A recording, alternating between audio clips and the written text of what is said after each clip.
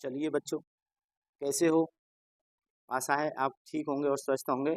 तो आज की क्लास में हम आपको हिंदी व्याकरण के महत्वपूर्ण पार्ट शब्द युग्म को पढ़ाएंगे। समझिए, शब्द युग्म विभिन्न परीक्षाओं में भी पूछा जाता है। आपके बोर्ड परीक्षाओं के साथ साथ ही भी आगे प्रतियोगी परीक्षाएं देंगे, या जो बच्चे तैयारी कर रहे हैं UP, TET, PGT, TGT, SSC, railway, KVS, JNV और आदि जो शिक्षक भर्ती परीक्षा हैं, या जिनमें हिंदी व्याकरण सामान्य हिंदी सिलेबस में लगा हुआ है, वो सभी बच्चे इस क्लास को देखें और उनकी प्रतियोगी परीक्षाओं में ये पूछा जाता है। अब इस शब्द युग्म को बारीकियों से आज जानेंगे। इस कक्षा में पूरी क्लास को देखिए। शब्द युग्म क्या होता है और ये किस तरह प्रयोग किए जाते हैं और इनके अर्थ अलग अलग जानेंगे। इस शब्द युग्म को ही नहीं, आप साथ में पर्यायवाची का ज्ञान भी मिलेगा, विलोम शब्दों का भी ज्ञान मिलेगा और तत्सम तद्भव का और एकार्थी समानार्थी। ये हिंदी व्याकरण एक ऐसा विषय है जो एक दूसरे से लिंक होता है। हमें देखने में ही कठिन लगता है, पर अगर हम गहराई से हिंदी व्याकरण को पढ़ें तो ये कहीं ना कहीं शब्द एक दूसरे से टच होते हैं। जैसे हम उदाहरण से समझाएंगे आपको। ऐसे इसमें देखिए आप, अनिल, अनल है और अनिल का मतलब पूछा जाए तो क्या पर्यायवाची है इसका? आग, अनल, वायु, समीर, इनके में शब्द आता है, आप पढ़ते ही हैं। अगर तत्सम पूछा जाए तो ये अनल किसका आग का होगा, और अनिल इसमें इसका अनिल आग, अनल सॉरी आग अग्नि का है और अनिल वायु का होता है। तो इस तरह आग अग्नि के बारे में पढ़ते ही हैं। तो ये होते हैं एक दूसरे से लिंक। इसी तरह हम आपको आज पूरे हिंदी व्याकरण के शब्द युग्म को बारीकी से पढ़ेंगे और ये देखेंगे एक छोटी सी गलती अगर हम व्याकरण में करते हैं तो उसका किस तरह अर्थ का अनर्थ हो जाता है और उसका दूसरा अर्थ ले लेता है। ऐसा हम शब्द युग्म को पढ़कर अगर शुद्ध हिंदी व्याकरण लिखना सीख जाएंगे और किसी की गलती होगी उसे पकड़ लेंगे। जैसे कोई अंश लिख रहा है तो एक अंश का, अब पहले परिभाषा जानिए। शब्द युग्म ऐसे शब्द जो सुनने या लिखने में मिलते जुलते हैं। सुनेंगे अंश अंश, दोनों में अंश अंश बोला है, अब सुनने में तो लग रहा है, पर हम उसका अर्थ अलग अलग लिखेंगे तो उसकी अलग, उसकी लिपि में लिखेंगे तो उससे लगता है उसका अर्थ अलग लगेगा। आप देखिए, जो सुनने या लिखने में मिलते जुलते हैं परंतु उनके अर्थ भिन्न होते हैं, अलग अलग होते हैं, यही परिभाषा है। परिभाषा पूछी नहीं जाती है, हमेशा आपको शब्द युग्म देकर उसके ऑप्शन दिए जाते हैं। परीक्षाओं में अक्सर पूछे जाते हैं। नीचे महत्वपूर्ण प्रश्न दिए जा रहे हैं, आप उन्हें अध्ययन करिए। तो अब देखेंगे, सबसे पहला है अंश। अंश क्या होता है? किसी पार्ट होता है, आप जानते हैं, भाग होता है। अगर अंश ये सा लग दिया अलग लिखने से क्या हो जाएगा? कंधा हो जाएगा। तो हो गया ना, थोड़ा केवल स श को बदलने पर ही उसका अलग अर्थ हो गया। अब अगला देखिए, अनल और एक अनिल। तो पहले अनिल का अर्थ है अग्नि और इस अनिल का अर्थ है वायु। बहुत कंफ्यूज करता है आपको। अनल शुद्ध लिखेंगे और छोटी ई की मात्रा को ना के साथ लिखते अनिल, तो ये वायु का अर्थ देता है। अगला देखिए, अपेक्षा और उपेक्षा। अपेक्षा की होती है इच्छा और उपेक्षा की होती है तिरस्कार करना। अगला है अवधि। देखो, अवधि क्या होता है? एक अवधि सीमा होती है, पीरियड होता है, टाइम। और दूसरी अवधि का क्या होगा? एक भाषा। तो दोनों का अलग अलग अर्थ हो गया ना। अगला है अचर, जो चल नहीं सकता है, स्थिर रहता है, इसका अर्थ है अचर, स्थिर। अचिर, अचिर का मतलब है शीघ्र। दोनों का देख रहे हैं आप, लिखने में एक जैसे लगते हैं, बोलने में भी अगर कोई उच्चारण करता है तो बोलने में हम, लिखने में गलतियां कर देते हैं। तो आपकी इससे व्याकरण भी शुद्ध होगी। अगला देखिए, अमल। अमल हमने पूरा माँ के साथ बोला तो व्यवहार, कोई अमल में ना, ये आप अमल करिए, है ना, तो बोला जाता है ना। एक अम्ल है, अब साइंस का लिखते हो आप एसिड, तो इसको अमल बोलते हैं आप। एसिड जो लिखते हैं वो खट्टा पदार्थ होता है। तो इस तरह अम्ल लिखने पर खट्टा पदार्थ, अमल कहेंगे, व्यवहार होगा। अगला देखिए, अली। अली और एक होता है आली। दोनों का अर्थ, अली माने क्या होता है? भोरा। और दूसरे आली का क्या अर्थ होगा? सखी होता है। केवल अली लिख दिया तो देखो भोरा बन जाता है, आली लिख दिया तो सखी। अविलंब और अविलंब। तो अविलंब का तुरंत है, दूसरे अविलंब का है सहारा। अगला देखिए, अन्न और अन्य। देखो, अन्न में और अन्य है ना, अन्य या के साथ बोलेंगे तो एक अन्न का अर्थ है भोजन और दूसरा अन्न का देगा अलग, दूसरा एक्स्ट्रा। तो अगला देखिए, अर्पण और एक अर्पित। अर्पण माने भेंट करना और अर्पित का होता है समर्पित। अगला है अश्व और अश्म। तो पहले का होता है अश्व, घोड़ा होता है, अश्व माने पत्थर होता है। देखिए कितनी बारीकी है इन सभी शब्दों में अंतर, थोड़ा सा अंतर है। और उसका लिखने में आय, आय का आमदनी होता है इनकम, और दूसरे आयु का क्या है, उम्र होती है। अगला देखिए आदि, आदि माने प्रारंभ होता है, अंत आदि अंत होते हैं। और दूसरा अगला आदि कहेंगे तो अभ्यस्त हो जाएगा।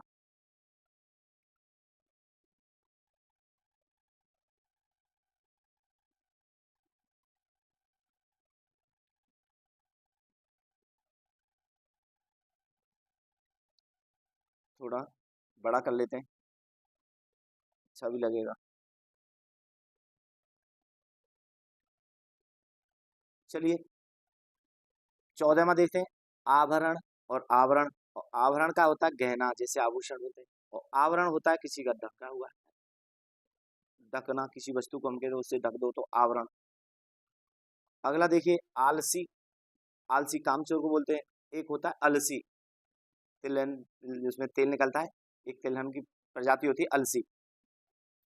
अगला देखिए इति और इति, थोड़ा अंतर है। इत माने समाप्त और इति माने विपत्ति होती है। उग्र, उग्र बोलते हैं क्रोधी को, उग्र ना, उसने वो उग्र व्यवहार किया। और अग्र आप जानते हैं संस्कृत का आगे ना, देखो अब आगे तद्भव है, ये संस्कृत का अग्र तत्सम शब्द आ गया, तो सीख रहे हैं ना। अग्र और पश्च, अब जब हम विलोम शब्द के ध्यान दीजिए, अब आगे पीछे आगे पूछ लिया जाए तो आप पश्च नहीं करेंगे, वहां आगे का पीछे विलोम होगा, अग्र का होगा पश्च होगा। तो इस तरह विलोम शब्द को जान रहे हैं, पर्यायवाची को जान रहे हैं, साथ ही साथ हम तत्सम तद्भव को जान रहे हैं। तो है ना कमाल की चीज, व्याकरण एक दूसरे से किस तरह लिंक होती है। तो आइए, उपकार, उपकार का क्या होता है, भलाई करना, कोई किसी के साथ उपकार कर जाता है। अपकार क्या है, बुराई हो जाती है। अगला देखिए उद्धार करना, किसी का देखो हमारा भगवान उद्धार कर दे तो उद्धार मुक्ति बोला जाता है।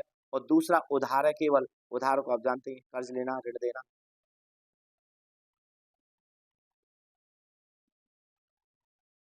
अगला देखिए उर, उर में बसता है, उर बोलते हैं हृदय को। और ऊर कर दिया तो क्या हो जाएगा, जांग हो जाएगा। तो दोनों थोड़ा सा अर्थ है ना, छोटा ऊ और बड़ा ऊ बनाने से हो गया ना, कहाँ हृदय की बात हो, दूसरा शब्द कहाँ ले जा रहा है। तो इस तरह जो हिंदी जब हम उच्चारण के साथ सही नहीं लिखते हैं तो ये अर्थ का अनर्थ कर देती है, छोटी गलतियां हैं। इसे ही आप बारीकी से देखिए, शब्द एवं हमारे व्यवहार में, लिखित में या पढ़ने में, देखने में आपको कई शब्द एक से ऐसे मिलते हैं। और जब हम बोल के पढ़ाते हैं तो बच्चे लिखते कुछ हैं और हम बोल रहे हैं कुछ है। अब ऋतु कहा तो ऋतु वो भी लिख सकता है, और दूसरा ऋतु कहा है तो इस तरह भी लिख सकता है। तो देखिए दोनों का अर्थ, ऋतु मौसम होता है, सीजन, और एक ऋतु होगा तो रीति हो जाएगी। एकत्र, एकत्र होता है इकट्ठा, और दूसरा एकात्र, एक स्थान पर। देखिए और में कितना अंतर होता है। और माने दिशा की ओर, इसी तरह और एंड वाला होता है। और माने दिशा, और माने तथा। कण और कण, है ना, देखो एक समानार्थी, इन्हीं को हम शब्द यूं बोलते हैं। एक जैसे देखने में, पढ़ने में और सुनने में लगते हैं, पर उन अर्थ कहाँ ले जाते हैं। कण होता है, एक छोटा सा कण है, टुकड़ा। और कण, कण देखो युक्ति को कहते हैं, नहीं आज जाने आपने, कण अभी तक नहीं जान पाए होंगे युक्ति को। तो कण युक्ति के लिए बोला जाता है। कर्म, आप कार्य को जानते हैं। और क्रम हो गया तो ये हो गया अनुक्रम, सीरियल। अगला देखिए कुल, कुल कहते हैं वंश को, जैसे रघुकुल, भगवान राम थे रघुकुल के वंश में, तो राजा रघु के वंश में पैदा हुए थे। और कुल, बड़ा ऊ की मात्रा लगने से कुल माने क्या हो जाएगा, किनारा हो जाएगा। कालिंदी कूल कलदम की धारणा, है ना, ये रचना है कि नहीं, यमुना नदी के किनारे रस्यान की रचना। तो कुल को समझ गए। अगला देखिए कृति, कृति रचना को बोलते हैं। आप हिंदी पढ़ते ही आप देख कृतिकार, उसकी रचना के कृतिकार कौन है, तो कृति रचना को कहते हैं। अब देखो समझ रहे हैं, ये तत्सम है और ये तद्भव है। और कृति, कार्य करने वाला, जिसने कोई कार्य किया है तो बड़ी की मात्रा के साथ वो कार्य करने वाला हो जाएगा। अब देखिए कोश और कोश, कितना बारीक अंतर है, केवल श और श। कोश खजाना बोलते हैं, मुद्रा कोश है, खजाना बोलते हैं। और कोश आप शब्द कोश को बोलते हैं। देखिए शब्द कोश में ये सा नहीं आएगा, दोनों में कितना बारीक अंतर है, कोश और कोश। ग्रह, अब देखिए ग्रह और ग्रह, तो ग्रह होता है प्लैनेट, जिसे हम क्या कहते हैं, आप जानते हैं वो, जिसमें बुध शुक्र मंगल ये होते हैं ना ग्रह। अब एक ग्रह कहने पर ये हमारा होम आ जाता है, तो वो है ना, दोनों शब्द अलग अलग। गाड़ी, गाड़ी वाहन को कहते हैं आप। और गाड़ी कोई शगन होता है, कोई गाढ़ा और कहते हैं पतला और गाढ़ा, तो दोनों का देखो अलग अलग शब्द है, ड और ढ से। और गाथा, कथा को कहते हैं। और गाता, ता बोल गया तो आप कहते हैं गाना गाता हुआ, गान कर रहा है वो। अगला देखिए चरण। चरण को दोनों शब्द यूज किया। चरण मतलब है हम चरण कहें तो भाट को कहते हैं, वैसे चरण लिख दिया इसने, चारण होता है वो। सुधार लें बच्चे इसको। चारण, ये चारण होगा, आकर इसमें गलत लिख गया है थोड़ा। चरण को, चारण भाट को कहते हैं। उस समय जब आदिकाल का समय था तो राजाओं के यहाँ जो गाने बजाने का काम करते थे उन्हें चारण कहते थे, और उन्हीं का नाम भाट है। अब चरण आप जानते हैं, चरण पैरों को कहते हैं, ठीक है। तो इस तरह आप, आपको मेरी क्लास कैसी लग रही है, आप इसे आप कमेंट बॉक्स में बताइए, और मेरा ये पढ़ाना कैसा लगता है, और इसके साथ ही बताइए मुझे वो आपको किस कंटेंट पर बनानी चाहिए। जैसे आपको टेट की परीक्षा देने की तैयारी चल रही है, तो टेट से संबंधित जो भी वीडियो बनवानी है आप मुझे कमेंट बॉक्स में बताइए, उसी लेवल पर और बारीकी से समझाते हुए मैं व्याकरण व्याकरण हुई, हिंदी हुई, या संस्कृत का पार्ट हुआ, या पर्यावरण का, या पेडागोजी हुई, तो इस तरह मनोविज्ञान से संबंधित सारे कोशिश करूंगा आपको अच्छा देने की।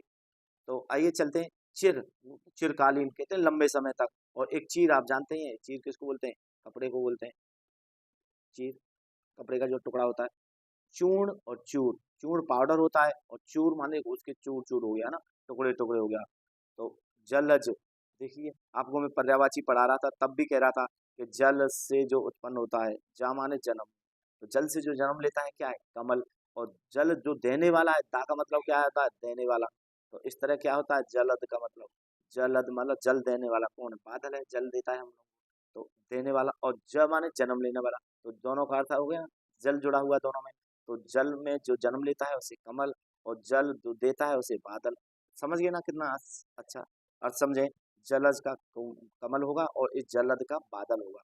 अब जाति, जाति का वर्ग होता है, काश समझते हैं। और ज्ञाति माने संबंधी होता है।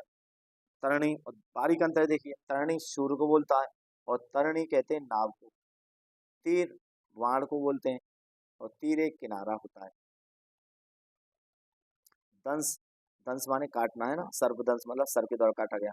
और दशा आप जानते हैं कंडीशन या स्थिति को कहते हैं। अगला आइए,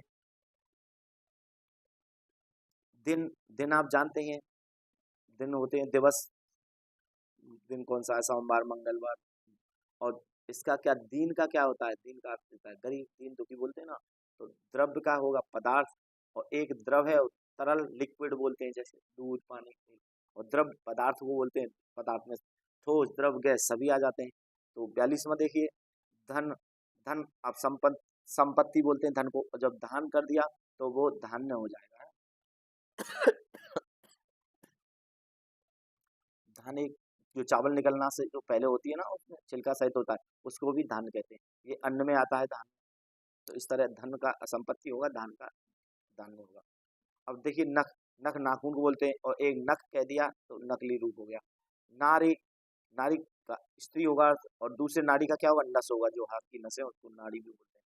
और नीर मतलब जल होता है, और नीड़ होता है घोंसला। और पथ क्या होता है? मार्ग होता है। पथ्य होता है हित कर भोजन, या जो रास्ते का भोजन है उसे हम पथ्य कहते हैं, पाथ्य कह देते हैं उसको।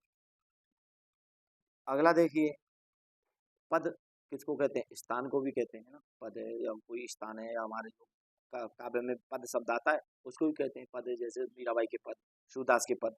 अब दूसरे पाद का अर्थ होता है अर्थ, पैर होता है। परिमाण और परिणाम, तो परिमाण का क्या होता है? मात्रा, क्वांटिटी। और परिणाम आप जानते हैं रिजल्ट को कहते हैं, अरे हमारा परिणाम निकलने वाला, समझे ना। परिमाण मात्रा होता है, कितने परिमाण है, और परिणाम आप रिजल्ट और फल को जानते हैं।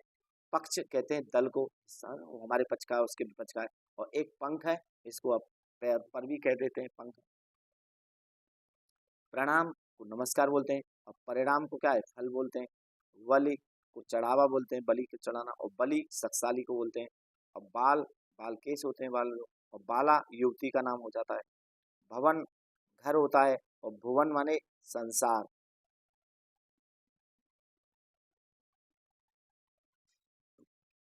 अब भांड, भांड क्या होता है? जो आपने देखा हो नाटकों में हंसी मजाक का काम करता है, नाटक रामलीला या कोई सॉन्ग वगैरह होते हैं, फिल्मों में भी देखा है, तो उससे हम विदूषक बोलते हैं। और भांड, अब भांड एक शब्द है, उसको पात्र को भी बोलते हैं, बर्तन को बर्तन भांडे कहते हैं ना। तो वो भांड सब पात्र के लिए जाता है, मतलब बर्तन के लिए। और एक भांड जो बोल बकता रहता है, हमेशा बोलता रहता है, तो वो एक पात्र के रूप में उसको कहा जाता है, विदूषक। अब 55 देखिए, भेष, भेष आप जानते ही हैं, वेशभूषा का होता है। और भेषज क्या होते हैं, औषधि को, दवा को बोलते हैं। मणि, मणि रत्न को बोलते हैं। और मणि कहते हैं मन को। मत, मत माने विचार होता है। और एक मति हो गया, उसका बुद्धि के अर्थ देगा वो। मान और मन, मान मतलब मान सम्मान करना, मन माने चित्त। मूल और मूल्य, तो मूल माने जड़ होता है, और दूसरे मूल माने कीमत होती है। यति, यति माने विराम, जो ठहराव होता है ना, यति बोलते हैं, जो हम छंद में लिखते हैं तो यति। और ये यति, इसको सन्यासी को बोलते हैं। तो यति और यति हो गया ना समान अर्थ। और ये शब्द युग्म हो गए दोनों, यति यति। और जबकि यति का विराम और दूसरे यति का क्या होता है, सन्यासी होगा।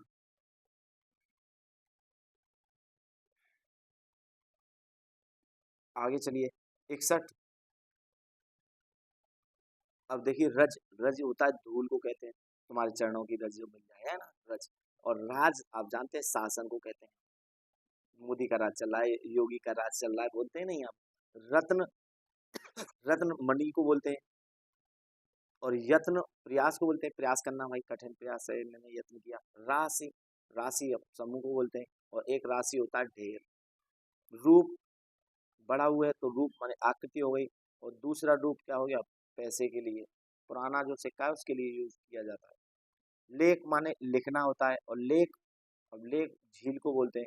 हालांकि इसका अंग्रेजी का शब्द आ गया है लेख। लेख माने झील होता है, लेख कहने पर झील का अर्थ देगा। और एक लेख से लेखन लिखना। और वंश, वंश माने क्या होता है, कुल। अभी और वंशी कर दिया तो बांसुरी हो जाएगी।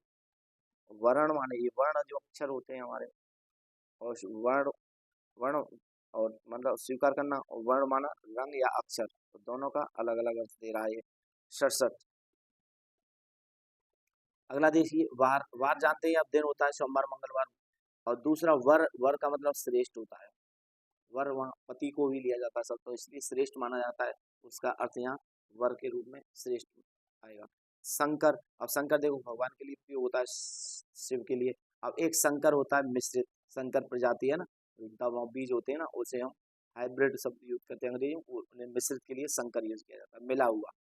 सील देखिए, सील माने स्वभाव होता है। और एक शिला माने पत्थर होता है। शोक माने दुख होता है। और शौक माने रुचि, तुम्हारा कैसा शौक है। देखिए ओ और बड़े की मात्रा, शौक ये शोक। तो शौक माने क्या है, रुचि होती है, तुम्हारा को नाचने का शौक है, पढ़ने का, गाने का शौक। एक शोक, वो शोक व्यक्त किया उन्होंने, तो दुख हो गया, दोनों का समझ गए। श्रुति, श्रुति कहते हैं वेदों को। और स्मृति याद को कहते हैं। ये थोड़ा समानार्थक है, एक श्रुति एक स्मृति है। अब देखो सकल, सकल और सकल। सकल कहते हैं समझ को, सकल संसार कहते हैं ना। और दूसरा शकल, शकल मतलब इसको, शकल को ऐसे भी लिख सकते हैं और ये ऐसे भी लिख सकते हैं। शकल आप जानते हैं चेहरा, सूरत। और एक समस्त के लिए शकल यूज होता है। अब अगला देखिए सदन, सदन किसको कहते हैं, भवन को है। और एक साधन है, वो उपकरण है। अगला देखेंगे 75। सभा, सभा आप जानते ही हैं, बैठक, राज्यसभा हो गई या विधानसभा हो गई, तो बैठक का नाम सभा दे दिया था। मीटिंग कर लेते हैं, कहते हैं सभा कर हो रही है वहाँ, तो ये सभा बैठक के लिए होता है। और शब्द कहते हैं शिष्ट को, है ना, अच्छे लोगों को, जो सब संगति होती है उसे हम सब शिष्ट कह देते हैं। सार, सार माने तत्व होता है। और एक सर होता है तालाब के लिए। और सुत, सुत किसको बोलते हैं, बेटा, है ना, सुत पुत्र बोलते हैं, सुत पुत्र को बोलते जाते हैं। और सूत कहते हैं सारथी को, अर्जुन सारथी थे, तभी तो उन्हें सूत पुत्र कहा जाता था। सूत पुत्र मतलब सारथी का बेटा। तो सूत पुत्र इसलिए कहते थे, आप समझ गए ना। कर्ण को सूत पुत्र कह के पुकारा जाता था, क्योंकि कर्ण के जो संरक्षक के रूप में थे, वो उनका रथ चलाते थे, उन्हीं के बेटे के नाम पे उन्हें सूत पुत्र कहा जाता था। अब अगला देखिए सुर, सुर आप जानते हैं, सुर माने देवता। अब आप समझ गए ना, सुर में उसका समानार्थी भी समझे, देवता का पर्यायवाची भी समझ गए, और सुर शब्द को भी जान गए। अब ये सुर का देवता होता है। और दूसरा स्वर शब्द लिखेंगे तो उसकी आवाज हो जाएगी, आप सब वॉइस। हार क्या होती है, माला होती है। और दूसरा हाड़ है, इसको हड्डी के रूप में उपयोग करते हैं। हित माने भलाई होती है। और हित माने क्या होता है, कल्याण होता है। अगला देखिए अचरज, अचरज का आश्चर्य होता है। और दूसरा है आचरण, इसका क्या है, व्यवहार होता है।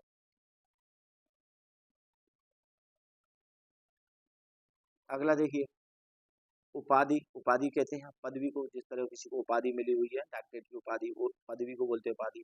और उपाधि कहते हैं बाधा को, कोई परेशानी आती है ना, अरे बड़ी उपाध मोल ले ली हमने, तो अपनी ब्रज भाषा में कहते हैं उपाध ले ली हमने, तो उपाध कहते हैं बाधा को, कोई कष्ट आ जाता है उसे उपाधि कहते हैं। अब कवि, कवि जानते हैं काव्यकार जो होता है लेखन का काम करता है, अब जान। और कपि कह दिया तो बंदर के लिए यूज होगा, थोड़ा देखिए अंतर समानार्थी। काल कह दिया समय आएगा, और कल माने बीता कल है, आने वाला कल, दोनों के लिए प्रयोग होता है। अब कर और घर, कर माने हाथ होता है, ये अलग शब्द देता है, घर माने अब मकान होता है। अगला देखिए ग्रहण, गहना होता है। ग्रहण क्या होता है? स्वीकार करना। और गहना होते हैं आभूषण। जाल और झाल, जाल क्या होता है? जाली होती है जो जाल लगाया जाता है। और झाल कहते हैं झालर को, शादी विवाहों में लगाते हैं ना झालर। और तरु और तरु दोनों का देखिए, तरु माने क्या होता है? वृक्ष होता है। और तरु माने पेड़ भी होता है। दोनों का अर्थ निकल के आ रहा है। अगला देखिए दूत, दूत आप जानते हैं, शांति दूत, वैसा दूत। तो दूत संदेश जो इधर इधर से उधर ट्रांसफर करता है उसे हम क्या कहते हैं? दूत कहते हैं, संदेश वाहक। और धूत कहते हैं किसको? त्यागे हुए के होना, तो त्यागा हुआ। अवधूत तुलसी के लिए यूज किया था, तुलसी को उसने माँ बाप ने जब छोड़ दिया तो अवधूत नाम तब कहा था, उनको त्याग दिया था, तो त्यागा हुआ उसके लिए दूत आता है। और दूत संदेश वाक्य, लेकिन अब देखो देखने में अच्छे लगते हैं, इन्हीं को हम शब्द युग्म कहते हैं। तो नीरज और नीरज, नीरज। अब नीरज का मतलब क्या है? कमल। नीर माने क्या होता है? देखिए आप कितना स्पष्ट, नीर। और जा, इससे जब बना हुआ है ये, इस जा वाले का क्या अर्थ है? जन्म। क्या है इसका मतलब? इस जा का अर्थ क्या है? जन्म लेना। और नीर माने आप जानते हैं पानी, पानी में जो जन्म लेता है। अब पानी में जन्म लेने वाले का नाम कमल हुआ है ना, कमल पानी में निकलता है, इसलिए नीरज शब्द कमल का बना है। और नीरज, नी माने, अब इसका देखिए नीरज का नी अलग है और रज अलग है, पीछे जा रहा था, अब इसको छोड़ेंगे। नी माने इसका अर्थ होता है, हमने लोग पढ़ाए थे, इसलिए तो मैं बोल रहा था कि नी माना, नी का अर्थ क्या देता है? नी। और रज माने धूल होता है, रज माने क्या होता है? धूल। तो आप समझ गए ना, तो नी रज का मतलब क्या हो जाएगा? बिना धूल के। तो अर्थ कहीं ना कहीं आप उपसर्गों को पढ़ेंगे, प्रत्यय पढ़ेंगे, संधि पढ़ेंगे, आप उन लोग पर्यायवाची पढ़ेंगे, विलोम पढ़ेंगे, इनको जोड़कर ही एक दूसरे का हल निकल आएगा। अब दोनों शब्द भी आ जाते हैं, अब समझते हैं, मैंने इस तरह समझाया आपको कि नीर माने पानी में जन्म लेने वाला कमल मिल गया, और दूसरा नीरज कहते हैं। तो इस नीरज का हमें वास्तविक अर्थ जानना चाहिए। नी माने होता है बिना।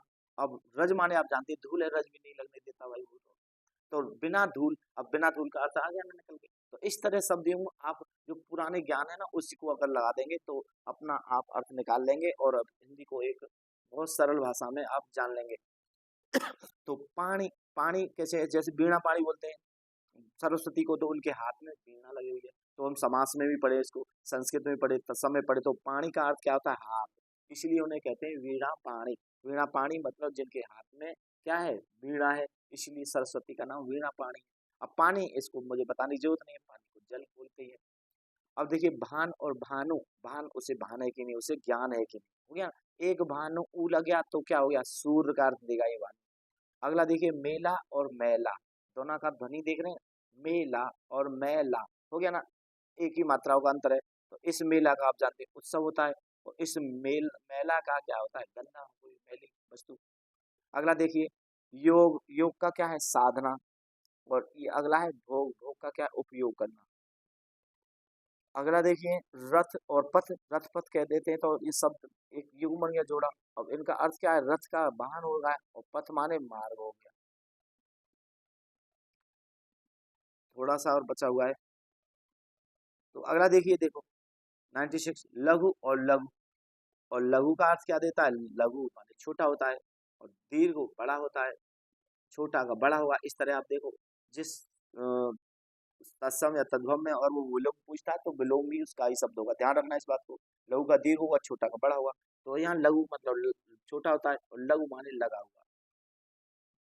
अब बध, बध माने आप जानते हैं हत्या करना, इसका वध किया, वध हत्या होता है। और ये बढ़ कहते हैं वृद्धि को, कोई चीज बढ़ना होती है। 98 देखिए शुद्ध, शुद्ध कहते हैं पवित्र को, शुद्ध पदार्थ। और शुद्ध कहते हैं स्मरण को, हमें उसकी शुद्धि आ रहा है, शुद्ध आ रही है तो शुद्ध, तो शुद्ध कहते हैं स्मरण को, याद करने को। और सत शब्द देखिए, सत माने सत्य होता है, और एक सत इसका मतलब है 100। तो दोनों सत और सत का अंतर अलग हो गया ना। और हंस और हस, आप जान नहीं है हंस क्या है? एक पक्षी होता है, हंस पक्षी। और हंस, अगर इसमें चंद्रमा लग जाएगा तो ये हंस का रूप देगा। हंसने के लिए पक्षी, इस दूसरे का होगा मुस्कुराना। तो देखा बच्चों, आपने इस तरह पूरा ध्यान से और तल्लीनता से इस क्लास को पढ़ा, शब्द युग्म की क्लास को पिछली कक्षाओं को आधार लेकर मैंने पढ़ाया, साथ ही आपको और पूरा प्रयास करता हूँ अच्छी तरह से पढ़ाने का। और उम्मीद है आपकी समझ में पूरी क्लास आ गई होगी, और ऐसे ही आप अगली कक्षाओं को पढ़ेंगे। ये class UPT, CTET, super TET, DSSB, KVS, NVS, UPPSC की आदरणीय प्रतियोगी परीक्षाओं में बार बार प्रश्न पूछे जाते हैं। इन्हें बच्चों याद करना, और साथ ही आपको बताइए ये मेरा कंटेंट आप पढ़ाने का तरीका कैसा लगा। अगर इसमें कुछ गलती है तो आप बताने का प्रयास करें कमेंट बॉक्स में, और मैं इन्हें सुधारने का प्रयास करूंगा, और आपको अगली कक्षाएं और बेहतर देने की कोशिश करूंगा। साथ ही टेट से संबंधित जो क्लास हैं वो आपने मेरे वीडियो चैनल पर जाएं, और वहाँ टेट की या अन्य सामान्य जीके की तैयारी के लिए आप विस्तार से कक्षाओं को देख सकते हैं।